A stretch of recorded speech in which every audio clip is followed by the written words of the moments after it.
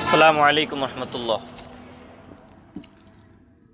ওসমান হাদি ভাইকে যে গুলিবিদ্ধ করে হত্যা করা হয়েছে, এই নিয়ে বর্তমান বাংলাদেশে প্রচুর পরিমাণে বিক্ষোভ মিছিল চলতেছে এবং সরকার কি বলতেছে? সরকার বলতেছে যে আপনারা শান্ত হন, ওসমান হাদিকে যে খুন করেছে তাদেরকে আইনের আওতায় আনা হবে।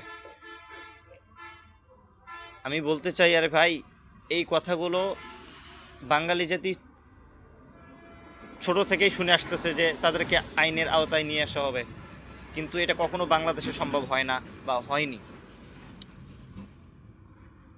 এই কারণে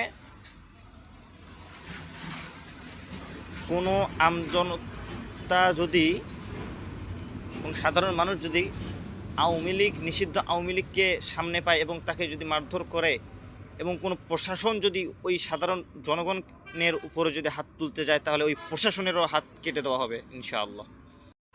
মানি না ওই সরকার, মানি না ওই প্রশাসন, মানি না ওই দেশের আইন, যেই দেশের সরকাররা আমার ট্যাক্সের টাকা দিয়ে বেতন খেয়ে আমাদেরকে নিরাপত্তা দিতে পারে না।